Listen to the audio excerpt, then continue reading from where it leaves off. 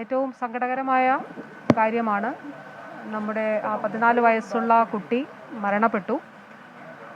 ഇന്ന് രാവിലെ 10:50 ഒരു മാസീവ് കാർഡിയാക് അറസ്റ്റാണ് ഉണ്ടായത്. ഇന്നലെ ഈ ദിവസങ്ങളിൽ വെന്റിലേറ്ററിൽ തന്നെയാണ് മെഡിക്കൽ കോളേജിലേക്ക് ഇന്നലെ ഷിഫ്റ്റ് ചെയ്തിരുന്നത്.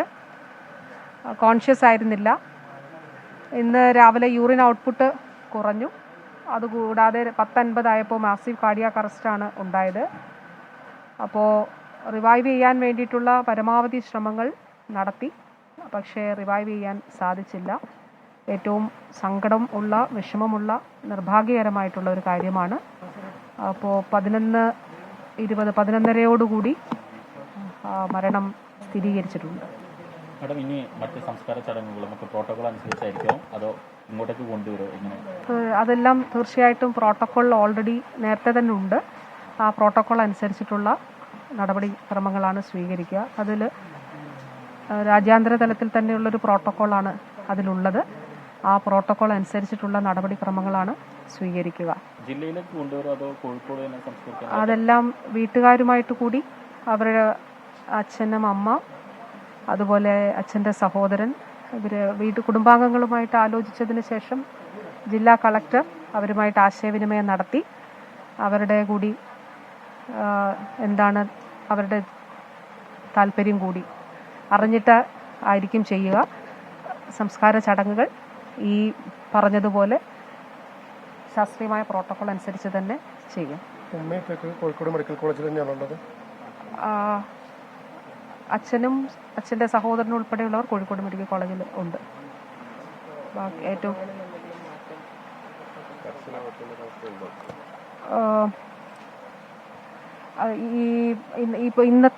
ഇപ്പോൾ നമ്മളൊരു പഞ്ചായത്ത് പ്രസിഡന്റുമാരുമായിട്ടും മുനിസിപ്പാലിറ്റിയുടെ ചെയർപേഴ്സൺമാരുമായിട്ടും ഒക്കെ ആശയവിനിമയം നടത്തിയിരുന്നു. അപ്പോൾ നല്ല നിലയിൽ ഇന്നലെ തന്നെ പഞ്ചായത്തുകളിൽ അവർ തന്നെ ബോധവൽക്കരണ പ്രവർത്തനങ്ങൾ നടത്തുന്നുണ്ട്. പക്ഷെ മറ്റൊരു വിഷയമുള്ളത്, ഈ പഞ്ചായത്തിനോട് ചേർന്ന് ഇപ്പോൾ പാണ്ടിക്കാട് നിന്നും ആനക്കായത്തു നിന്നൊക്കെ കുഞ്ഞുങ്ങൾ ധാരാളമായിട്ട് പോകുന്നുണ്ട് അവിടേക്ക്. അപ്പോൾ അത് സംബന്ധിച്ച് ഇന്ന് ഞായറാഴ്ച ആയിരുന്നത് കൊണ്ടാണ് അത് സംബന്ധിച്ച് ജില്ലാ കളക്ടർ ഇന്നലെ ഉത്തരവിൽ അക്കാര്യങ്ങൾ സൂചിപ്പിക്കുക. ഇന്നിപ്പോൾ വൈകുന്നേരം അത് സംബന്ധിച്ച് വ്യക്തമായിട്ടുള്ള ഈ കാര്യങ്ങൾ കൂടി തദ്ദേശ സ്ഥാപനങ്ങളുടെ കൂടി നിർദ്ദേശങ്ങൾ കൂടി പരിഗണിച്ച് ഈ പറഞ്ഞതുപോലെ പ്രോട്ടോകോൾ പ്രകാരം ആ ഉത്തരവുകളിൽ കുറച്ചുകൂടി ചെറിയ മാറ്റങ്ങൾ ഉണ്ടാകും. അത് കളക്ടർ ഉത്തരവിറക്കും.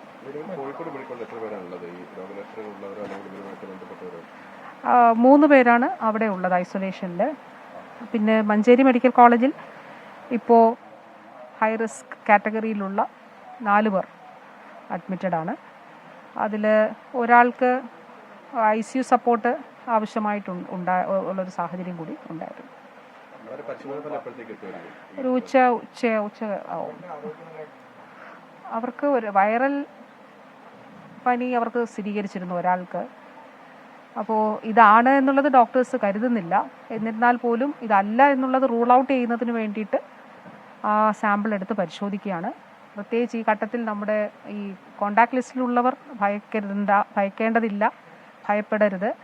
ഏതെങ്കിലും തരത്തിൽ, കാരണം നമുക്ക് സിംറ്റംസ് ഉള്ളവർ തന്നെ ഇല്ല എന്നുള്ളത് വളരെ കുറവാണെന്നുള്ളത് നല്ലൊരു കാര്യമാണ്. കാരണം ലാസ്റ്റ് കോണ്ടാക്റ്റിന് ശേഷം ഇത്രയും ദിവസങ്ങൾ എടുത്തല്ലോ.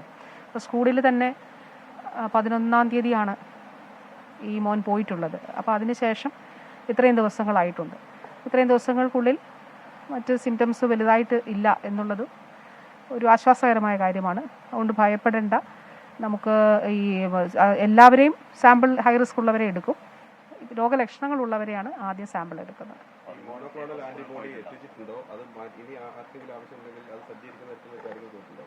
അത് ഓൾറെഡി നമ്മൾ കേരളം ആവശ്യപ്പെട്ടതിൻ്റെ അടിസ്ഥാനത്തിലാണ് ഓസ്ട്രേലിയയിൽ നിന്ന് അത് ICMR എത്തിച്ചത്. അത് അവരുടെ പ്രോട്ടോകോൾ പ്രകാരം അവിടെയാണ് സൂക്ഷിച്ചത്.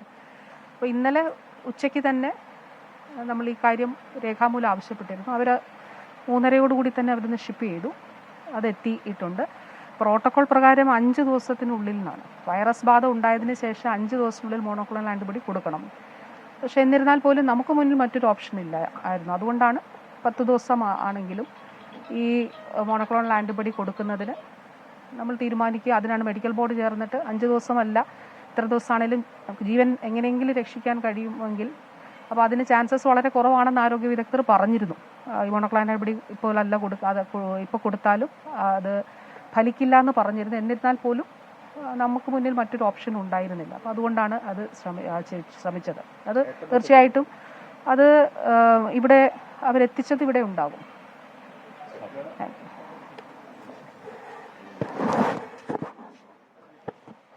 ആരോഗ്യമന്ത്രി വീണ ജോർജാണ് കാര്യങ്ങൾ വിശദീകരിച്ചത്.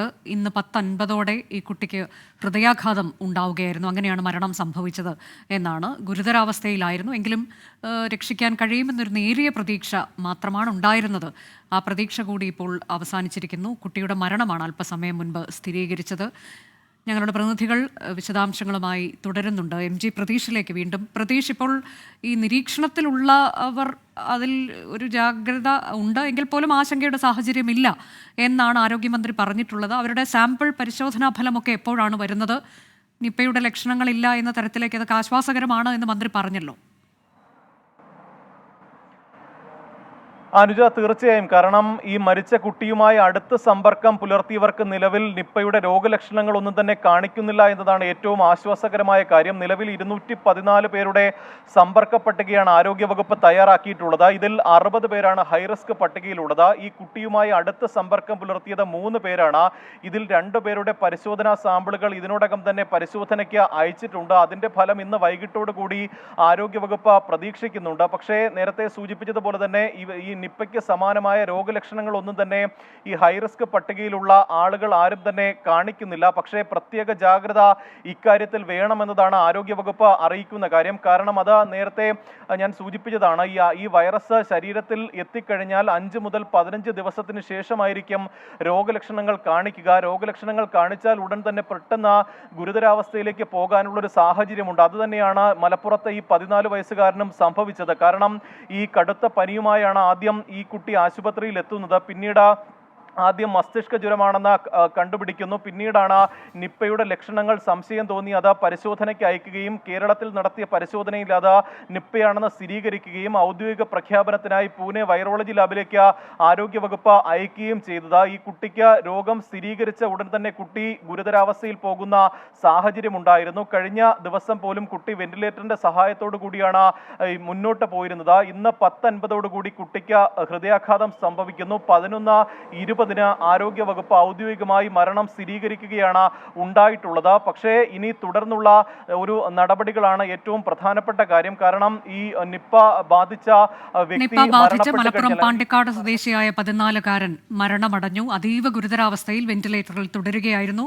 കോഴിക്കോട് മെഡിക്കൽ കോളേജിൽ ചികിത്സയിലായിരുന്നു. ഇന്ന് രാവിലെ 10:50 ഹൃദയാഘാതം സംഭവിക്കുകയായിരുന്നു. അതാണ് മരണത്തിലേക്ക് നയിച്ചത് എന്നാണ് ആരോഗ്യമന്ത്രി വ്യക്തമാക്കിയത്.